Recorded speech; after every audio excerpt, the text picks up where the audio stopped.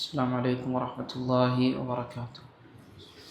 الحمد لله والصلاة والسلام على رسول الله وعلى آله وأصحابه أجمعين أما بعد. اتقوا الله عباد الله. സുഹൈബ് ബിനു സിനാൻ റൂമി റളിയല്ലാഹു തആല അൻഹു ഉദ്ധരിക്കുന്ന ഹദീസിൽ റസൂലുള്ളാഹി സ്വല്ലല്ലാഹു അലൈഹി വസല്ലം അവിടുന്ന് പറഞ്ഞു, അജബൻ ലി അംരിൽ മുഅ്മിൻ, ഒരു മുഅ്മിനായ ഒരു സത്യവിശ്വാസിയായ മനുഷ്യനെ സംബന്ധിച്ചിടത്തോളം അവൻ്റെ കാര്യം വലിയ അത്ഭുതം തന്നെയാണ്.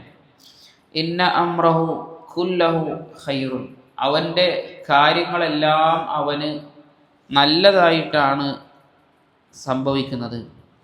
വലൈസ ദാക ലി അഹദിൻ ഇല്ലാ ലിൽ മുഅ്മിൻ, അതൊരു സത്യവിശ്വാസിക്കല്ലാതെ അത് ഉണ്ടാവുകയുമില്ല. എന്നിട്ട് അവിടുന്ന് പറഞ്ഞു, ഇൻ അസാബത്തുഹു സറാഉ ശകറ, എന്തെങ്കിലും സന്തോഷകരമായ കാര്യം അവൻ്റെ ജീവിതത്തിൽ ഉണ്ടാവുകയാണ് എങ്കിൽ അവൻ അതിന് അല്ലാഹു സുബ്ഹാനഹു വ തആലയോട് നന്ദിയുള്ളവനാകും, നന്ദി കാണിക്കും. ഫകാന ഖൈറൻ ലഹു, അവന് ആ നന്ദി കാണിക്കൽ അവന് അല്ലാഹു സുബ്ഹാനഹു വ തആല ഒരു നന്മയായി രേഖപ്പെടുത്തുകയും ചെയ്യും. വൈൻ അസാബത്തുഹു ദറ, ഇനി എന്തെങ്കിലും ക്ലേശകരമായ കാര്യം, എന്തെങ്കിലും പ്രയാസകരമായ കാര്യം അവൻ്റെ ജീവിതത്തിൽ വന്നു ഭവിക്കുകയാണ് എങ്കിൽ സ്വബറ, അവൻ ക്ഷമിക്കും.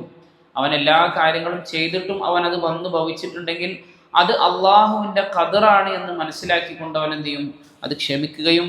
ഫകാന ഖൈറൻ ലഹു, അവന് ആ ക്ഷമ അവന് ഏറ്റവും നല്ലതായി തീരുകയും ചെയ്യും. അവന് അള്ളാഹു സുബ്ഹാനഹു വ തആലയുടെ അടുക്കൽ എന്ത് ചെയ്യും, ഒരു നന്മയായി അത് രേഖപ്പെടുത്തുകയും ചെയ്യുമെന്നാണ്. ഇവിടെ നമ്മൾ മനസ്സിലാക്കേണ്ടത്, നമ്മൾ എന്തെങ്കിലും പ്രയാസം ജീവിതത്തിൽ ഉണ്ടാക്കി നമ്മൾ ക്ഷമിച്ച് പ്രതിഫലം വാങ്ങുക എന്നുള്ളതല്ല.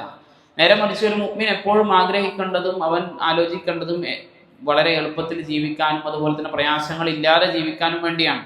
അതെല്ലാവിധ അസ്ബാബുകളും കാരണങ്ങളും അവൻ സ്വീകരിച്ചിട്ടും അവൻ്റെ ജീവിതത്തിലേക്ക് എന്തെങ്കിലും പ്രയാസങ്ങൾ വരികയാണ് എങ്കിൽ അവിടെ ഒരു മുഅ്മിൻ എന്ത് ചെയ്യണം, ക്ഷമിക്കണം. അതല്ലാതെ പ്രയാസങ്ങൾ സഹിച്ച് അതിൽ ക്ഷമിച്ച് പ്രയാസങ്ങൾ ഉണ്ടാക്കി ക്ഷമിച്ച് പ്രതിഫലം വാങ്ങാൻ എന്ത് ചെയ്തിട്ടില്ല, ഒരിക്കലും ശറഅ് നമ്മോട് നിർദ്ദേശിച്ചിട്ടില്ല. ഇനി ഒരു മുഅ്മിനല്ലാത്ത ഒരാൾക്കും തന്നെ ഇതില്ല എന്നും റസൂലുള്ളാഹി സ്വല്ലല്ലാഹു അലൈഹി വസല്ലം പറഞ്ഞു. ഒരു കാഫിറാണ് എങ്കിൽ, അല്ലെങ്കിൽ അല്ലാഹു സുബ്ഹാനഹു വ തആല അല്ലാത്ത ആളുകളെ ആസ്വദിക്കുന്ന ഒരാളാണ് എങ്കിൽ അവന് അല്ലാഹു നിഅമത്ത് നൽകിയാലും അവന് ശുക്ർ കാണിക്കാൻ സാധിക്കുകയില്ല.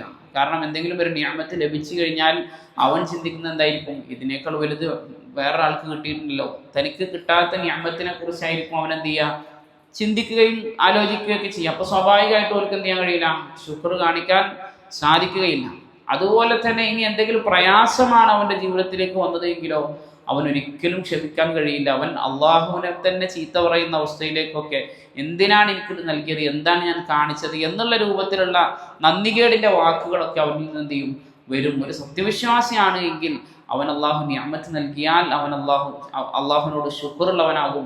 അതേപോലെ തന്നെ എന്തെങ്കിലും പ്രയാസം തൻ്റെ കാരണം കൊണ്ടല്ലാതെയുള്ള എന്തെങ്കിലും ഒരു പ്രയാസം അവന് വന്നു ഭവിച്ചാൽ അവൻ അള്ളാഹുവിൻ്റെ ഖളായിൽ, അള്ളാഹുവിൻ്റെ ആ തീരുമാനത്തിൽ അവൻ എന്ത് ചെയ്യും, ക്ഷമിക്കുകയും ചെയ്യും. അത് രണ്ട് കാര്യങ്ങളാവട്ടെ, അത് രണ്ടും ഒരു മുഅ്മിനിന് നേടിയെടുക്കാൻ സാധിക്കുകയും ചെയ്യും. ഇതൊരു മുഅ്മിനല്ലാതെ എന്ത് ചെയ്യാൻ കഴിയില്ല, നേടിയെടുക്കാൻ സാധിക്കുകയില്ല എന്നാണ് റസൂലുള്ളാഹി സ്വല്ലല്ലാഹു അലൈഹി വസല്ലം അവർ നമ്മളെ പഠിപ്പിച്ചത്.